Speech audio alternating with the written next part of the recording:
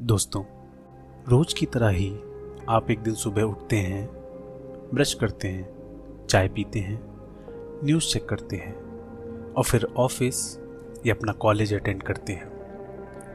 लेकिन अचानक किसी एक रैंडम पल में आपके मन में एक अजीब सा सवाल आता है, ये सब मैं क्यों कर रहा हूँ? आखिर इन सब का मतलब क्या है?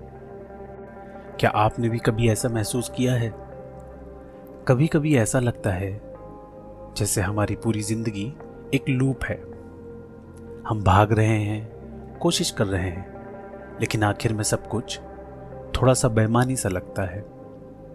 अगर आपके मन में भी कभी ये ख्याल आया है तो यकीन मानिए आप अकेले नहीं हैं। आज हम बात करेंगे एब्सर्डिज्म की, एक ऐसी फिलॉसफी जो ये कहती है कि जिंदगी का कोई बड़ा अल्टीमेट मतलब नहीं है, तब भी हम इसे कैसे जी सकते हैं और क्यों जीना चाहिए। एब्सर्डिज्म सुनने में थोड़ा अजीब लगता है। एब्सर्ड यानी बेतुका, बेकार, या जो समझ में ही ना आए। लेकिन सच ये है कि ये फिलॉसफी हमारी रोजमर्रा की फीलिंग्स से बहुत ही गहराई से जुड़ी हुई है। हर इंसान कभी ना कभी उस मोड़ पर आता है जब उसे लगता है कि उसकी कोशिशें, उसके सपने, उसकी मेहनत सब एक दिन खत्म हो जाएंगे और शायद उनका कोई कॉस्मिक मतलब नहीं है। फिर भी हम जीते हैं, हंसते हैं, रोते हैं और प्यार करते हैं। एब्सर्डिज्म इसी कॉन्ट्राडिक्शन को समझने और अपनाने की कोशिश है। ये फिलॉसफी ये कहती है कि इंसान हमेशा मीनिंग, पर्पस और लॉजिक ढूंढता है, लेकिन दुनिया और ये यूनिवर्स हमें कोई क्लियर जवाब नहीं देता। यही टकराव हमारी उम्मीदों और दुनिया की चुप्पी के बीच एब्सर्डिज्म की जड़ है। एब्सर्डिज्म की जड़ें 20वीं सदी के फ्रांस में मिलती हैं और इसका सबसे बड़ा नाम है अल्बर्ट कामो। कामो ने अपनी किताब द मिथ ऑफ सिसिफस में इस फिलॉसफी को बड़े ही आसान और पोएटिक अंदाज में समझाया। उन्होंने ग्रीक मिथ के कैरेक्टर सिसिफस का एग्जाम्पल दिया, जिसे देवताओं ने सजा दी कि वह एक भारी पत्थर पहाड़ की चोटी तक ले जाएगा, लेकिन हर बार पत्थर ऊपर पहुंचते ही नीचे लुढ़क जाता है और सिसिफस को यह काम बार बार करना पड़ता है बिना किसी एंड के।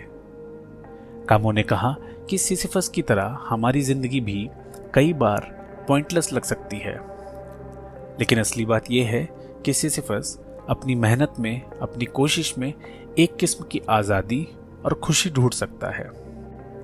कामो के अलावा एग्जिस्टेंशियलिज्म के फिलोसोफर जॉन पॉल सार्त्रे और एब्सर्डिस्ट लिटरेचर के राइटर फ्रांज काफ्का ने भी इस कॉन्सेप्ट को एक्सप्लोर किया। काफ्का की कहानियां जैसे द ट्रायल या मेटामॉर्फोसिस इंसान के उस स्ट्रगल को दिखाती हैं जहां मीनिंगलेस सिस्टम या दुनिया के आगे इंसान खुद को बेबस महसूस करता है।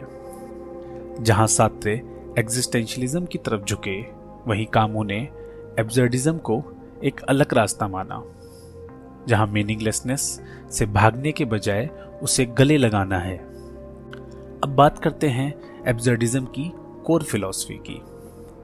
कामो के हिसाब से इंसान और दुनिया के बीच एक कॉन्फ्लिक्ट है। हम मीनिंग चाहते हैं पर यूनिवर्स इनडिफरेंट है। इस कॉन्फ्लिक्ट से 3 रास्ते निकलते हैं। पहला रास्ता, इंसान हार मान ले, यानी फिजिकल या फिलोसॉफिकल सुसाइड कर ले। कामों के लिए ये कोई सल्यूशन नहीं, बल्कि ये एब्सर्डिटी से भागना है। दूसरा रास्ता, इंसान किसी हायर पावर या रिलीजन में मीनिंग ढूंढे। कामो इसे फिलोसॉफिकल सुसाइड कहते हैं, यानी खुद को झूठी तसल्ली देना।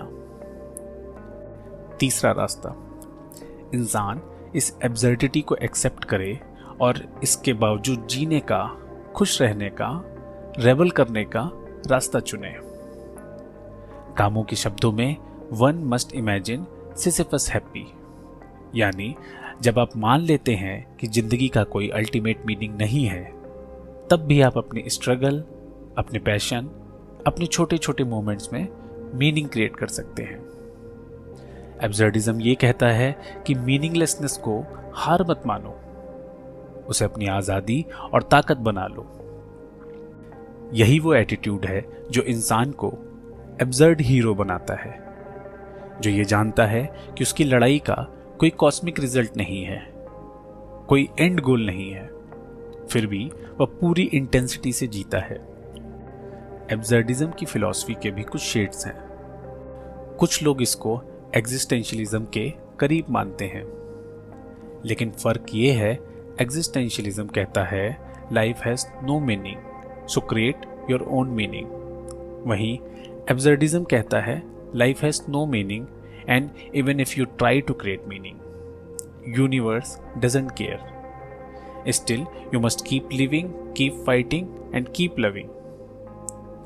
एब्सर्डिज्म में दो मेन रिएक्शंस देखे जाते हैं।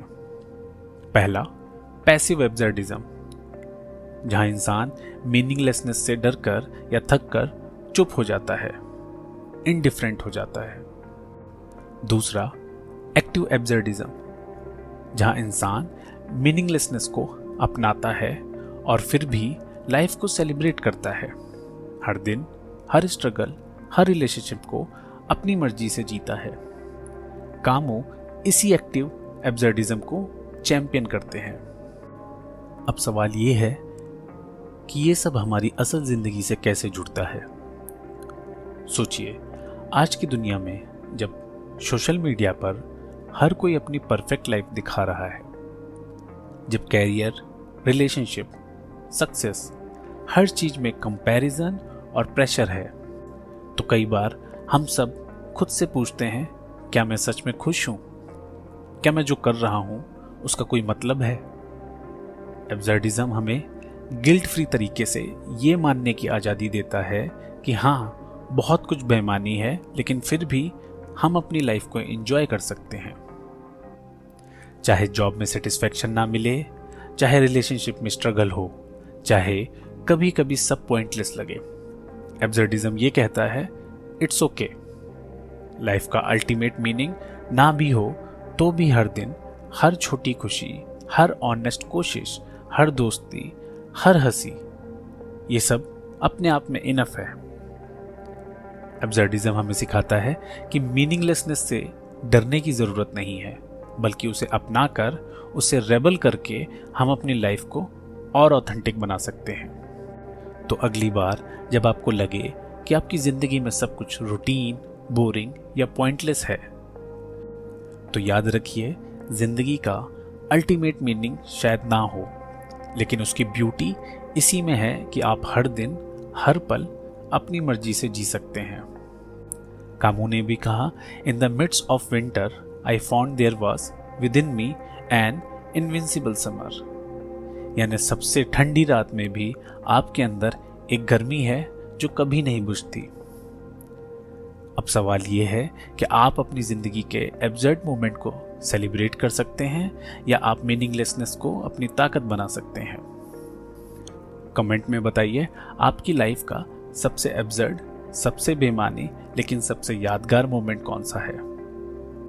और अगर ये वीडियो आपको अच्छा लगा हो तो लाइक, शेयर और सब्सक्राइब जरूर करें।